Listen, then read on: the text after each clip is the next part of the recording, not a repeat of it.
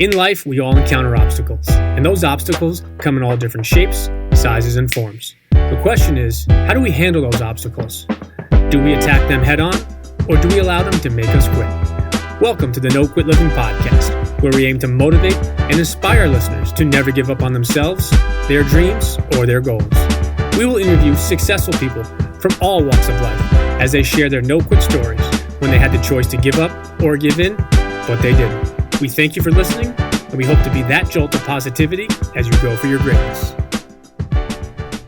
Welcome to episode number 138 of the No Quit Living podcast. I'm your host, Christopher J. Worth, and today's theme of the day is Why Not You? Our quote of the day comes to us from General George S. Patton Jr. Keep going. Someone must be on top. Why not you?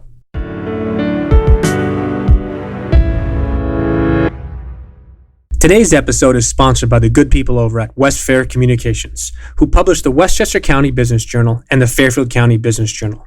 These newspapers do a wonderful job in covering all aspects of the business world within two of the most influential markets in the New York metropolitan area.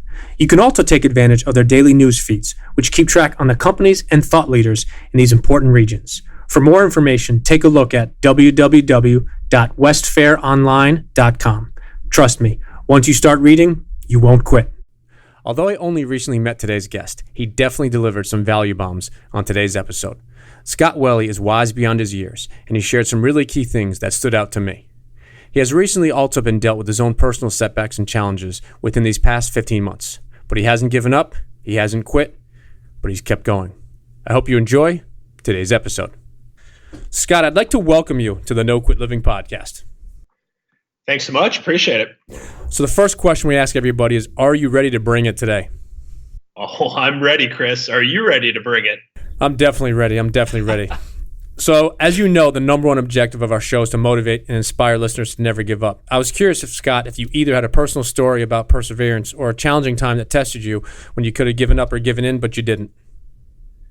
Well, yes, I have a lot. And the first one, I guess, that comes to mind is probably it just eclipsed actually the 3-year anniversary of me running 100 miles, which was an absolutely crazy thing. A 100-mile ultra marathon. It was in Kettle Moraine State Park, just southwest of Milwaukee.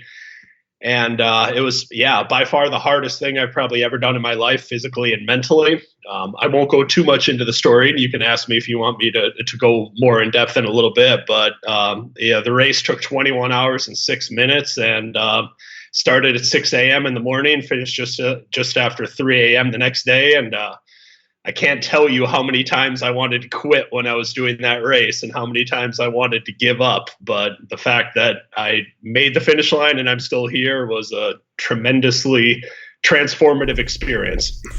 I've known a couple people that have done it, and I know quite a few people, including my father, who's run multiple marathons. I know they say once you get around the 21 mile, that's kind of where you kind of hit the wall per se. Well, I'm sure there's many times, but is there a specific time in a 100-mile race where they say to you, this is really the tough point?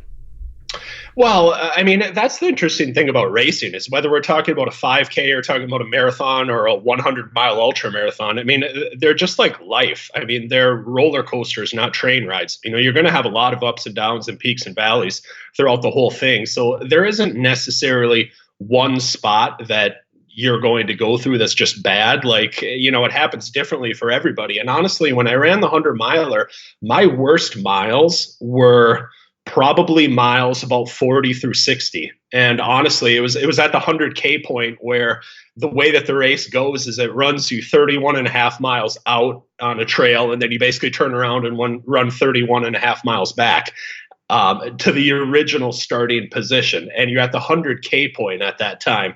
And that's where more than 50% of the field will actually drop out of the race. And that's where I was the closest to dropping out, just because I was already tired and mentally I just kind of hit a low point. And I had a couple people there that were kind of tagging along to motivate me and to pace me in some of the later miles. And they basically pushed me to get back out there for the final 37 to 38 miles. And once they did that, I actually had better miles going from about 63 to roughly 85 or 90 than I did the miles before that. So you just never know exactly how it's going to work out when your high and your low points are going to come. They can sometimes be totally random. I love something that you said is these races are like roller coasters, not train rides. I think that's a great analogy in life, and that's something we often talk about on our show. Is it's not a question of if you get knocked down or if you encounter obstacles or challenges. Everybody does. It's that you keep going. So I appreciate you touching that, and I think it's a remarkable thing that you did that race. And I just want to repeat for our listeners in case maybe they kind of glossed over it, but 21 hours and 6 minutes is a long time to do anything. I don't even care if you're watching if you're watching TV. So I think that's really remarkable. And I only know 3 other people that have done it, so I think it's pretty amazing. So I wanted to give you a chance, Scott, if you wouldn't mind just telling our listeners a little bit about who you are and what you do. Sure. I guess I'll give you the quick background. My undergraduate degree was in psychology from University of Wisconsin-Madison. So a huge Badger fan for any other Badger fans that are listeners out there. So that was undergraduate. Graduate was in sports psychology. And I got my master's degree in sports psychology and got my start working with elite professional level athletes on the mental side of what it takes to be able to perform at that highest level. And I enjoyed working with athletes for a period of time. And then I kind of got to a point where it was sort of an aha moment where I just said, you know what? The same set of skills and principles that allow athletes to perform their best on the court or course or field or ice or whatever it happens to be, the confidence and the focus and the goal setting and the resiliency and the not quitting and everything else, those are the same exact skills that will actually allow business owners, entrepreneurs, sales leaders, and just us in everyday life also be the best version of ourselves. So I actually took kind of some of the principles of sports psychology and pivoted it towards just how everyday people can get better results. And I do a lot of motivational speaking for leadership, for sales, and kind of all company or all organizational keynotes. And that's the majority of my business right now. That's interesting. I too have a background in coaching in the sports world. I played 2 sports in college, basketball and tennis, and I coached AAU high school and college sports. And I was just having a conversation this morning actually with somebody at my gym, and he had asked about how I kind of got into doing the coaching and speaking that I'm doing now. And I could not agree more with what you said. Is it's the same set of principles, whether you're an elite athlete, elite business person, sales, leadership. There's so many of those overlapping fundamentals and discipline, and I'm glad you touched on that. So knowing that we obviously play in the same space a little bit, how do you define success, and what does success mean to you? Oh, that's such a great question. If you would have asked Scott Welle probably 10 years ago, I probably would have said something like achieving outcomes and maybe some material things, having a big house, having a fancy car, making a certain amount of money, different things like that. And the more I kind of go through this journey of life, the more I just look at it as I think success is completely individual. It's whatever it means to you. I think it's important to have goals, and I think that pursuit of your goals and your own individual potential and your best self, I think, is why we were all put here on this planet. And certainly, if you like, big fancy houses, nice cars, things like that, like that's all well and good. But to me, that is simply a byproduct or something that has happened probably because you've shown up and you've put your best foot forward and you've really kind of achieved and accomplished something that's allowed that to happen. So hopefully that makes sense. No, that makes a lot of sense. And that to me is a great question in the sense of just where it goes. And it's funny that you touch on your answer 10 years ago. Is I think we talk about this quite often, almost probably every couple episodes, is that people at some point in their life look at success differently. And not that, as you mentioned, there's anything wrong with having a nice house or a nice car, because those are all nice things to have. But I think as you go through different phases in your life, your definition of success changes. And I truly appreciate you touching that, because it's all about the best version of yourself. And I think, as you mentioned, it's important to have goals, but it's also more important, I feel, to know that you stepped up, you showed up like you said, and you put your best foot forward. Yeah, absolutely. Just giving your best effort. I mean, just at the end of the day, I mean, whether it's an athlete that I worked with or a business leader or anything else, I always say if you can just look in the mirror after you've done something and honestly look at your reflection and say, you know what, I gave 100% focus and commitment and preparation and effort and had my best attitude. If you can look in the mirror and say that, you're going to actually feel successful and you're going to be able to accept any outcome. No, I could not agree more with that. I think that's the importance is when you look in that self-accountability mirror, you know that you gave your best effort. So if you could only define yourself in one word, what would that word be? I can only define myself in one word. Boy, that is such an interesting question. And there is a wrong answer too, so be careful. Yeah, exactly. I feel like there probably is one. I would probably just say driven. That unfortunately is the wrong answer. Okay, what was the right answer? No, I'm just kidding. It's an interesting question, and I kind of stole it many months ago. And the reason I like it is everybody has a different answer, but typically the word is something that's meaningful to them, or quite often it's something that multiple people in their lives have either called them or said they have those attributes. So I'm glad that you said driven, because it's definitely in your field and in what you do and what you speak on. Obviously, you're dealing with people that are driven to either improve some area of their lives or multiple areas. So I'm glad that you mentioned that. Mm-hmm. Yeah, and I have actually had a lot of people say that to me before. I didn't know where you were going with that, but interestingly enough, I've had a lot of people say that, like, wow, you're really driven. So I guess that's probably why I came up with that word. No, that's why it's an interesting question, because a lot of people have those attributes that people have said to them and they realize, and it's the reason that multiple people say them is because that they express those and they show those. And obviously you're driven to get to where you are. So one of the things we always look to do is add values. And I was curious if you have either a morning or a daily ritual that you swear by that's led to some of your success that you've achieved so far. Well, I talk so much when I speak about what I call the vital 4%. And I mean, if you don't know, 4% is 1 hour of your day. And I'm just such a believer in that. I think we can all probably agree, your listeners included, that the hardest part of anything is just getting started, right? It's like just getting the ball rolling and just getting into kind of positive motion and momentum.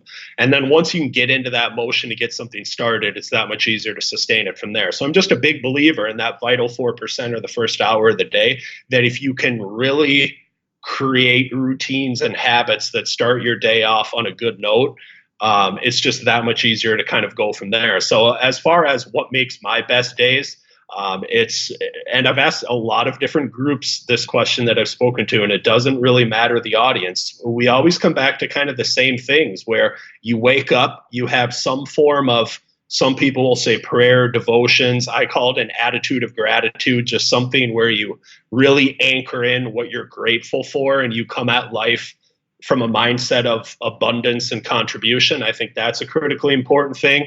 I think exercise is the single greatest performance enhancer for our lives, physically, mentally, emotionally.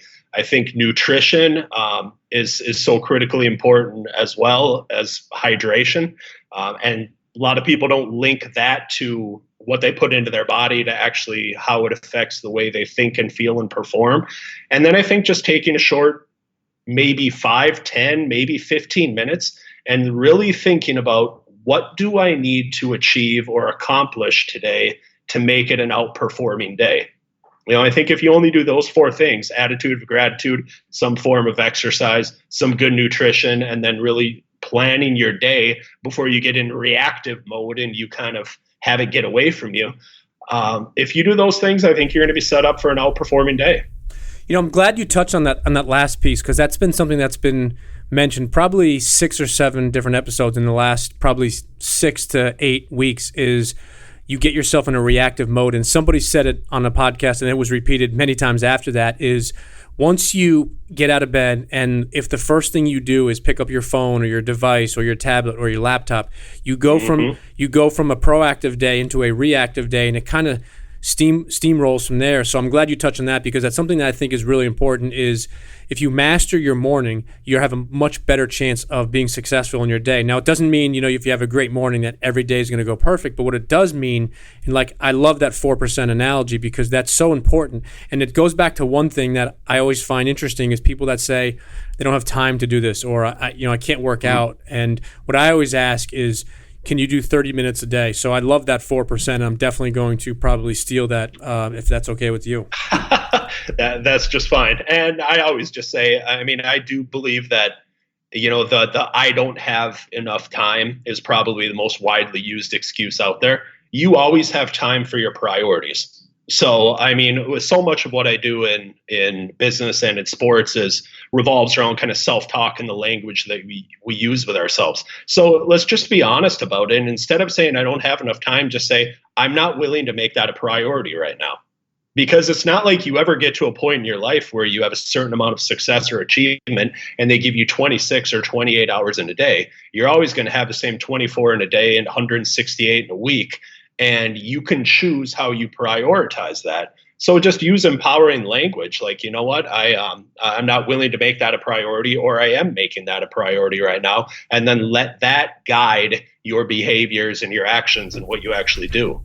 No, I really think it's critical. One of the things you said is I'm not willing to make that a priority right now. And that's fine for different phases in life, but it's interesting. I could not agree more when you said that I don't have enough time is probably the most commonly used excuse, because I hear that all the time. But then the follow-up to that is as I said, is that's fine. Clearly right now, you're not willing to make that a priority. And I think what then people need to do is, it's all about the ownership then. When they say, okay, you know what, the way you worded it, I think I do need to make this a priority. So I'm glad you touched on that, because it is an interesting concept.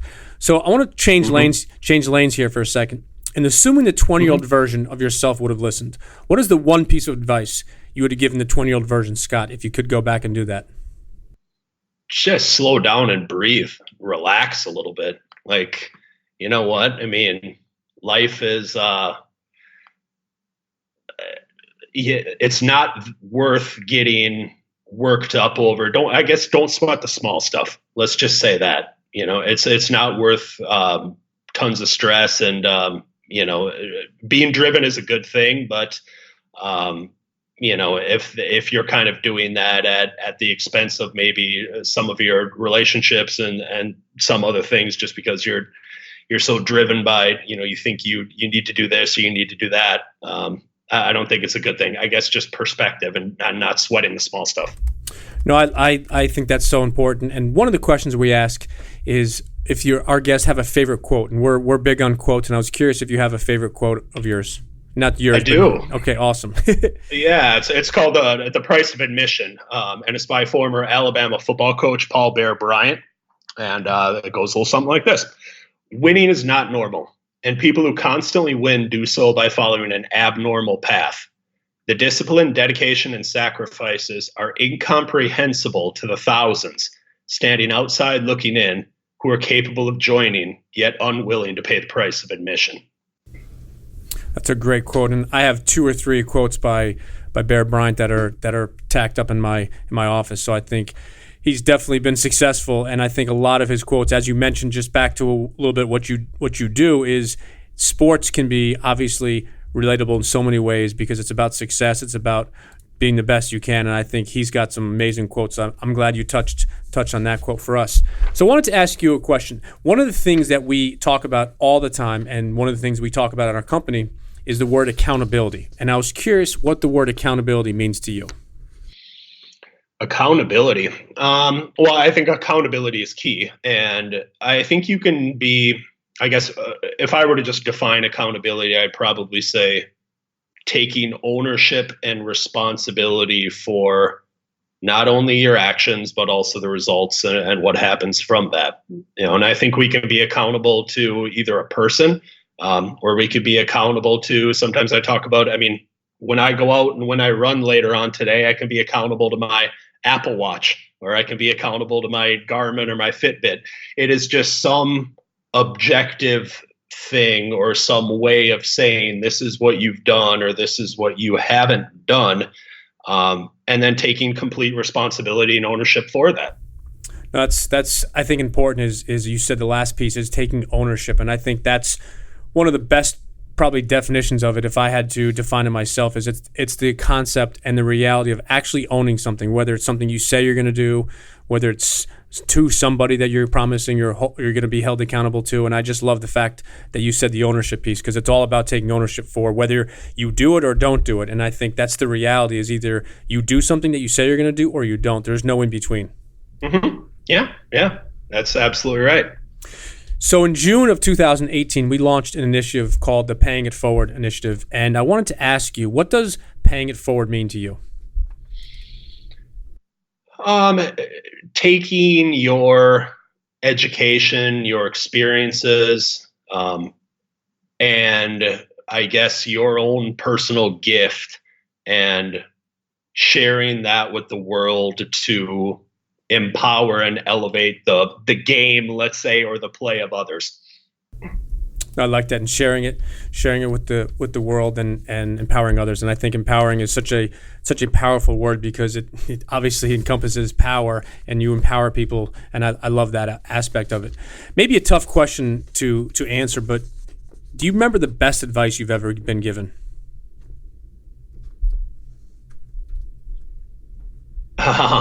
Well, I'm going to go a little bit off script of this, just because you're catching me a little bit at an interesting time where in the last 15 months of my life, my mother's passed away from cancer. 3 months ago, my father passed away unexpectedly. I actually lost my dog as well. So I appreciate it. And it's just been, and honestly, I hadn't experienced a lot of loss before that. And it's just been very interesting, and it certainly has put things into perspective. And I have a brother, I have one sibling, a brother that's a year and a half older. And as we were talking after my dad passed away, I'm sure you know this. It's difficult sometimes when you have your own business and whatnot to get up, and you got to be able to motivate yourself every day, and you got to be able to do things. And it's just really hard when you're grieving and when you've experienced some loss, and you're trying to continue to do the things, and you're used to a certain level of productivity and kind of zest for life. And when you don't have that, it's very difficult. And I just remember talking to my brother about it and trying to describe this. And he told me, he just said, "Scott, you need to be kind to yourself." And I was like, wow. And it was just the way that he said it, like, be kind to yourself. So instead of being so hard on yourself, and, I know that I used the word driven before, but instead of, okay, if I'm not as productive as I normally am because I'm experiencing this or I'm going through that right now, well, that's okay. You'll get back to it. But for the time being, be kind to yourself. And for the love of God, cut yourself a little bit of slack. Like, this has been, a tough 15 months. And I think it was fantastic advice. And honestly, it was exactly what I needed to hear at the time, because it just changed my attitude towards a lot of things. And it just really helped me kind of put things in perspective that, it's okay to not be as driven as I normally am, even though I'm coming out of it right now, as you're kind of dealing with some of these things. Well, I'm sorry about your loss. Obviously, your mother, your father, and your dog in a short period of time is there's never a good time for that. But I think it's interesting how a lot of times when you need it the most, somebody steps up, whether that's good advice or being there for you. Something we often talk on our show is being in your corner or on your bus. So I find that it, obviously your brother knows you well and knew that you were going through a tough time. And I think the advice, although it was ironic in the sense of what you were going through personally, I think it's just great advice that probably we all can take at some point, is, the importance and the need to be kind to yourself. Because I think in today's day and age of technology, we're all too hard on ourselves because it's all about instantaneous gratification and success right this second. So I think that's probably advice we all could take. So I'm glad that not only your brother gave it to you, but you shared with us as well. Mm-hmm. Yeah. So for our listeners, Scott, that would like to either follow you or connect with you, what's the best way that you do that? Do you have different platforms, a website? Tell us a little bit about how they can follow you. Yeah, basically all of my social media channels are at Scott Welle. So you can find me on any of those. Website is scottwelle.com. That's kind of the hub for everything I do. There's also outperformthenorm.com. Honestly, if any of what I've said has resonated with some of your listeners, and you want to learn a little bit more about what I do, just text the word outperform to 38470. And you'll get access to a collection of some of the best resources that I put together for entrepreneurs, business owners, as far as the challenges and the struggles that I continually hear when they bring me in to consult with them or they bring me in to speak. I just made a whole resource library based on those things. So if they want access to that, text Outperform to 38470, and there'll be a bunch of goodies waiting for them on the other side. No, I appreciate you giving back to our listeners, and I definitely would recommend, again, to our listeners that have found your stuff to be interesting. And I always like when someone comes on a show and offers free giveaways. I try to do that myself when I'm on shows, so I appreciate that. And then before we let you go, Scott, I wanted to ask if you have any parting words you'd like to leave with our listeners. Parting words. I often, one of the things I say to people a lot is I believe self-limiting beliefs are the governor on our individual potential. So I just think as people are listening to this, I still can't believe that. First off, thank you so much for having me here on the podcast today. I really do appreciate it. I never thought I'd be a guest on podcasts like this. I never thought I would be a quote unquote motivational speaker. I never thought I would have a bunch of books out there. I never thought that I would run 100 miles. And I think whatever your audience is looking to achieve or accomplish, don't hold yourself back. Don't play the game of I can't do this or I can't do that because this person is bigger, faster, stronger, smarter, more skilled. We create these narratives in our head, and a lot of the time they're just complete BS. So I would just encourage your audience that, whatever it is that you're looking to achieve or looking to accomplish, like if not you, who? I mean, if not now, when? And don't let those things hold you back, because if I had taken that mindset, I guarantee I wouldn't be here right now. I wouldn't have done some of the things that I've done, and that's just why I'm happy to pay it forward. And I'm just hoping that people will take that and they'll be okay with setting some challenging goals and really, putting themselves out there, because what's the worst that can happen, right? No, that's a great segue to end this episode, and I appreciate you sharing that. What's the worst that could happen? Either one of two things is going to happen. Either you're going to succeed or you're not. But if you don't try, you're never going to succeed. Yeah, exactly. And to not define if you don't succeed, don't define that as failure. I always say there's no failure. There's only feedback. Like, just as long as, okay, if you try something, you really put something challenging out there and it doesn't work out, well, okay, you get some feedback from that, and then you know how to do it a little bit differently the next time around, which leads you one step closer to success. So I'm hoping they take that.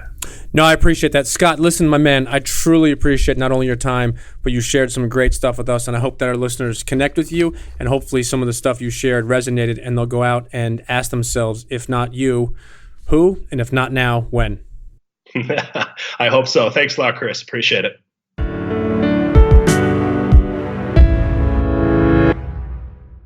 Thank you for listening to episode number 138. Scott Welle is quite an individual, and it was an honor to have him as a guest on our show.